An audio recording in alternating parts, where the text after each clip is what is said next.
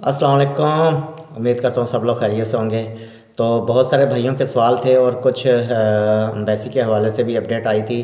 तो मैंने कहा क्यों ना अपने भाइयों को वीडियो में बताया जाए। तो वीडियो की तरफ जाने से पहले जो भाई मेरी वीडियो पहले दफ़ा देख रहे हैं लाजमी मेरे चैनल को सब्सक्राइब करें। तो एक भाई का सवाल था कि अगर इंटरव्यू के दौरान अगर मेरे से एक सवाल गलत हो गया है तो उसका वीज़ा पे कितना इम्पेक्ट पड़ेगा, क्या असर पड़ेगा। तो ऐसा है कि अगर तो एक सवाल गलत हुआ है तो फिर तो उम्मीद है 99% चांस है कि आपका वीज़ा स्टैम्प हो जाएगा, क्योंकि अभी तकरीबन 100% रेशो चल रही है वीज़ा लगाने की। तो वीज़ा रिजेक्ट होने के तो बहुत कम चांसेस हैं। तो इंशाल्लाह आपका वीज़ा लाजमी लगेगा। और उसके अलावा सवाल था कि भाई जो रोमानिया में जो वेयर हाउस की जॉब है उसके हवाले से कोई बताएं कि वो कैसी जॉब है और उसका क्या क्राइटेरिया होता है। तो भाई ऐसा है कि वेयर हाउस की अगर आपको जॉब मिल रही है या उसका आपको वर्क परमिट मिल रहा है तो ज़बरदस्त जॉब है। वेयर हाउस की जॉब बहुत अच्छी होती है, क्योंकि रोमानिया में 8 घंटे ड्यूटी का सिस्टम है और 2 दिन छुट्टी भी होती है। तो अच्छी कंपनियां 2 दिन छुट्टी देती हैं। तो वेयर हाउस की जॉब बड़ी ज़बरदस्त होती है, उसमें काम आसान होता है। अगर आपको वेयर हाउस का वर्क परमिट मिल रहा है तो लाजमी काम करें वेयर हाउस पे। और उसके अलावा एक भाई का ये भी सवाल था, भाई बिल्कुल रोमानिया को विज़िट वीज़ा भी मिलता है और उसके लिए थोड़ी सी शराइत हैं, वो आप जैसे पूरी करेंगे तो आपको विज़िट वीज़ा मिल जाएगा।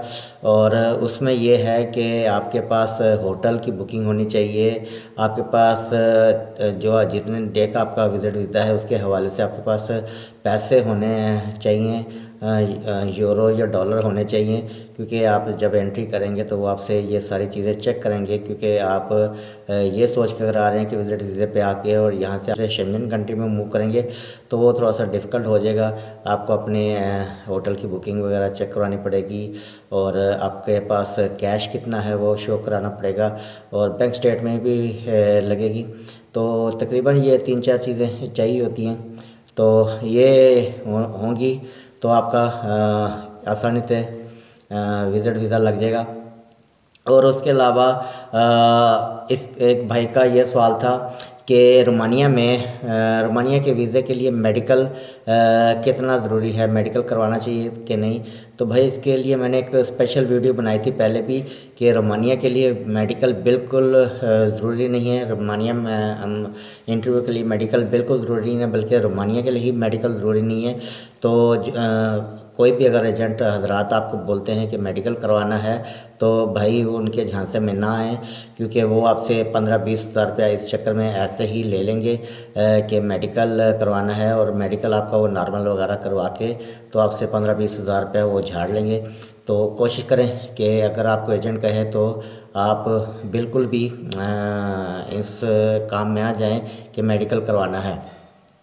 पासपोर्ट रिटर्न की जो अपडेट आई हैं उसके हवाले से तो ऐसा है कि अभी जो 22 फरवरी और 24 फरवरी और उसके अलावा भी जो उसके बाद भी इंटरव्यू हुए हैं उसकी भी अपडेट आ रही हैं कि इंशाल्लाह ये जो नेक्स्ट वीक शुरू होने वाला है उसमें इनके पासपोर्ट रिटर्न की इनको मेल आ चुकी हैं कि आप पासपोर्ट कलेक्ट करें।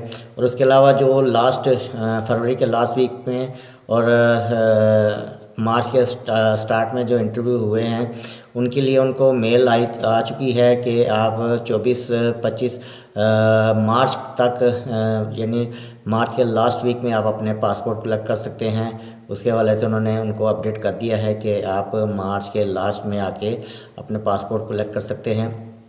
है कि आजकल बहुत सारे भाइयों का ये डर है कि रोमानिया वीज़े में वीज़ा लगने की कितनी अपडेट है, कितना रेशो है, किस हिसाब से वीज़े लग रहे हैं, वीज़े रिजेक्ट किस हिसाब से हो रहे हैं। तो सब भाइयों को एक बहुत अच्छी खबर सुनाता हूँ कि वीज़ा रिजेक्शन की जो रेशो है वो 0% चल रही है आजकल, क्योंकि ये स्टार्ट के महीने हैं।